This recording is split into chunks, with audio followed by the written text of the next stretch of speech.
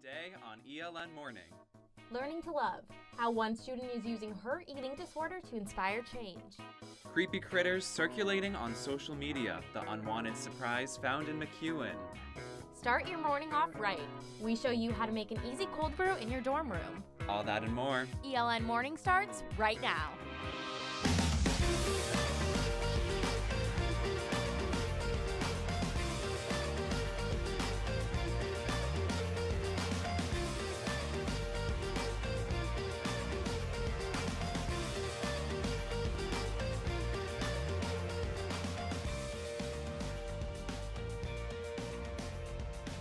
Hello, and thanks for joining us. I'm Megan Lynn. And I'm Brian Ray.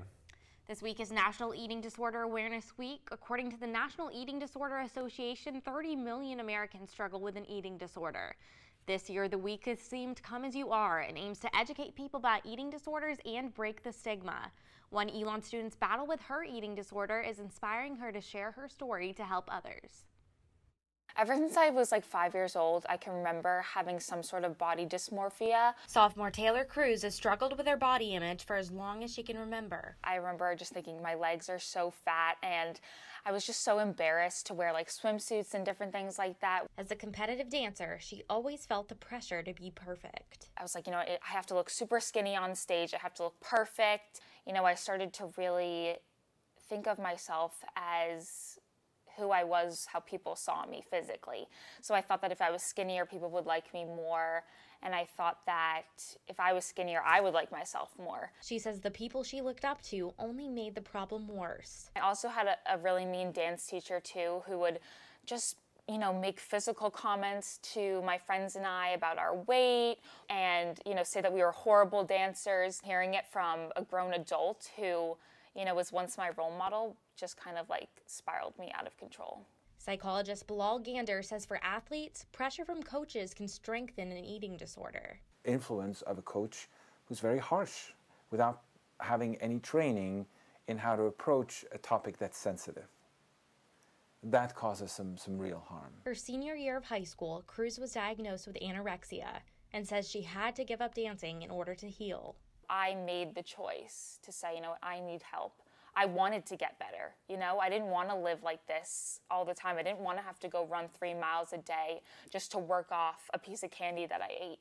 That was so unhealthy for my mind, and I simply just couldn't take it anymore. After months in therapy, Cruz says she's recovered from her eating disorder. She's studying journalism and dreams of being an entertainment host. She wants to use her platform to share her story, something she already does on YouTube and social media. I'm not ashamed of my story. I'm not embarrassed. I'm very proud of myself for, really being the confident girl that I am today. If you or someone you know is struggling with an eating disorder, visit www.nationaleatingdisorders.com for resources and information. Today is the last day of Black History Month, and students are raising awareness about a practice in the Black community called code switching. Coding is the act of speaking a certain way in private and then changing the way you speak in a public or professional setting. On Tuesday, the chapter of Elon Zeta Phi Beta and Phi Beta Sigma hosted an open discussion on the importance of coding. Member of Zeta Phi Beta, Sydney Biggs, shared her experience of coding at Elon. I think all students need it because I think it's a professional skill to have, to be able to switch on and off between events, places. And so I hope that people learn that you do need to be able to switch. The Sigmas of the National Panhellenic Council, which includes historically Black fraternities and sororities, will host more events for their annual Blue and White Week. Loretta Lynch will be speaking tonight at Elon Law School in Greensboro. Lynch is the first African-American woman to be Attorney General of the United States. The former prosecutor held the position under President Barack Obama from 2015 to 2017. Elon News Network will be sitting down with her for an interview tonight prior to her speech. For coverage of this event, go to our website, elonnewsnetwork.com. And you wouldn't want to find these unexpected items in your food. Students at Elon are posting pictures and video on social media that show bugs in their food from McEwen Dining Hall. Take a look at this video from freshman Quinn Corrigan, where you can see the insect. Another picture posted by Kristen Keene also shows a moth found on her fork. We asked students for their reactions to the picture. I'm like the biggest McEwen stan ever, but knowing that there is a possibility that there's bugs in there makes me literally want to go to Lakeside right now. mean, I think like stuff happens. Like I used to work in the food business, so I know like that kind of stuff happens. That's gross. I have not, and now I'm a little bit disturbed. Honestly, I'm not that harmed by it, but like still it's something not really too great to hear about at a school dining hall. Like, I don't know, Elon News Network contacted Elon Dining Experiences manager Casey Claflin, and although he denied our request for an interview, he sent in an email response that states in part, quote, "We conducted examinations in McEwen to ensure high standards for temperature and environmental cleanliness are met," end quote. Elon Dining is still investigating the incidents and is trying to contact the students who took the photos.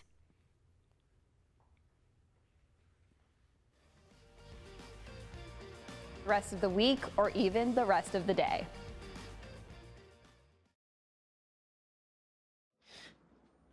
Your daughter just had her first breakup. Do you A, put yourself in her shoes? B, console her? Don't worry, sweetie.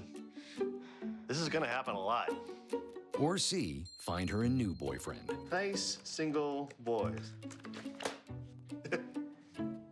That was weird. As a parent, there are no perfect answers. But you don't have to be perfect to be a perfect parent. Thousands of teens in foster care will love you just the same.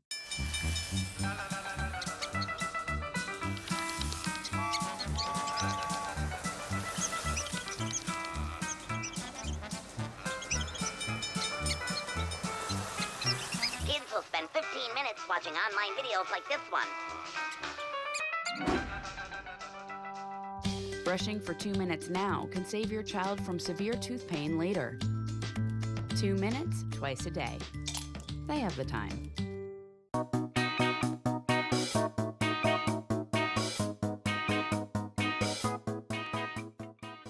And we have our Maeve Ashbrook live with the latest weather. Maeve, what can we expect?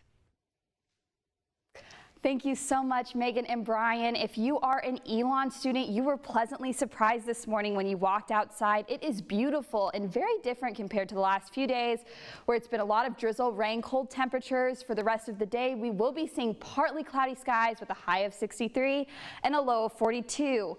As far as our Phoenix 5-day forecast, tomorrow there will be a 70% chance of rain with a high of 45 and a low of 36.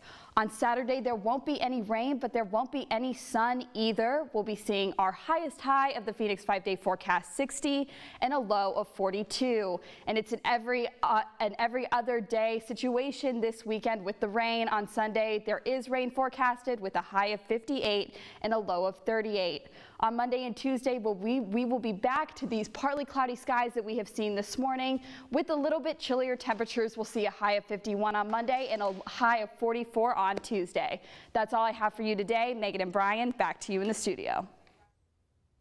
Thanks, Maeve. Looking to live life a little bit healthier? Our Selena Guevara is live in the studio with our app of the week. Selena?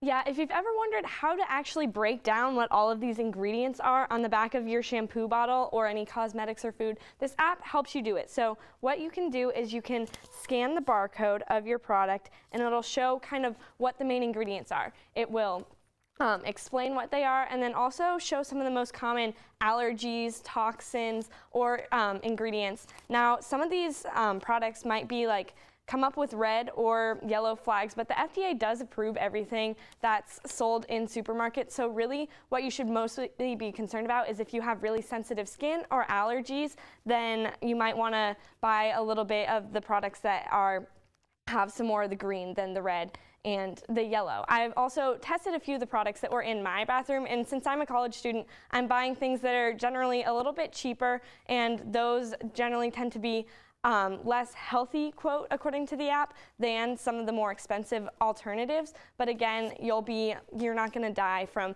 the toxic rating. I talked to a dermatologist and he said that toxic just means if you're exposed to it for an extended period of time, that it's really bad for you in really high quantities. Back to you guys. Thanks, Selena. You know, as someone with more sensitive skin, Brian, I always like to make sure I know what I'm putting on my face so I don't break out. So thanks for those tips. I'll have to look into that app for sure. Yeah, well, Megan, if you're anything like me, a good cup of coffee is the best part of my day. Here's a quick, easy, and nutritious recipe for coconut cold brew.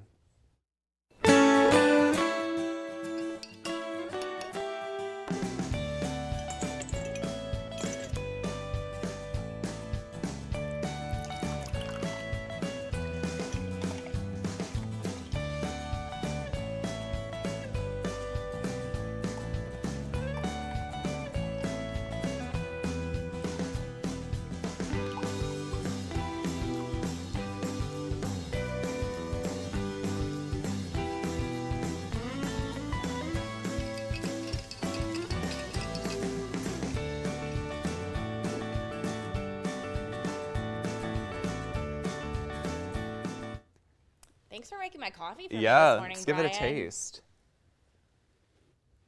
Good. It looked like it would be much stronger than it is, but it's really like not that strong. Yeah, It's and the pretty coconut water with the electrolytes like really makes you feel hydrated and kind of waters down the strong coffee taste. Sweet. Awesome, guilt-free coffee. Coming up after the break, we have a special performance. Stay tuned.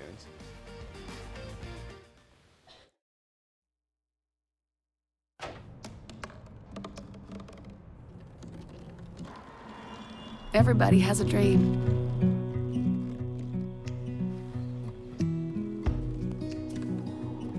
Mine was to see the ocean. And with a little help, I made it.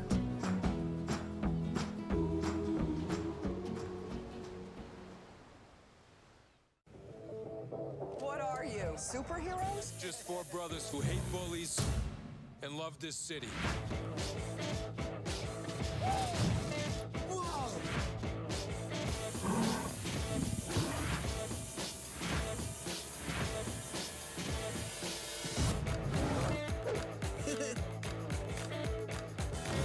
Gear up, guys.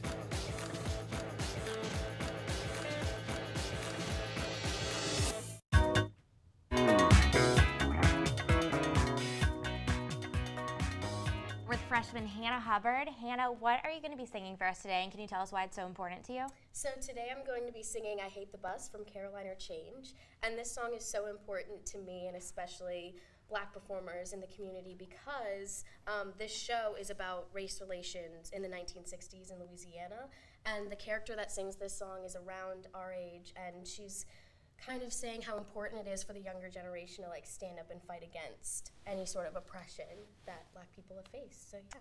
Awesome. We can't wait to hear it. And before we let you guys go, we just want to say thank you so much for joining us. For all of these stories and more, visit our website, elonnewsnetwork.com. And follow us on social media at Elon News Network. Have a great day, Elon. Hannah, take it away.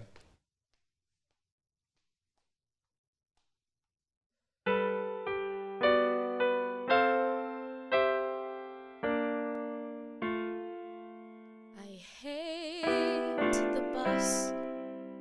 I want my own car, a car with a heater, want a TV set and more. A big old house like this one, but everything new. Where can't nobody ever tell me what to do. Go out when I want to, when I don't, then I stay. Got magical bracelets, so bullets bounce away. In every room, a TV and my own telephone. And I'll live in my house by myself, all alone. And if I'm lonely, doesn't matter. I think there's worse than being lonely. There's people who freeze while they wait on their knees, and they don't know for what, and they just been forgotten. And I ain't waiting no more. You just wait forever if you can't say what for. The day comes soon, I'll pack up the nothing I own, and I'll live in my house, and I'll make it okay by myself.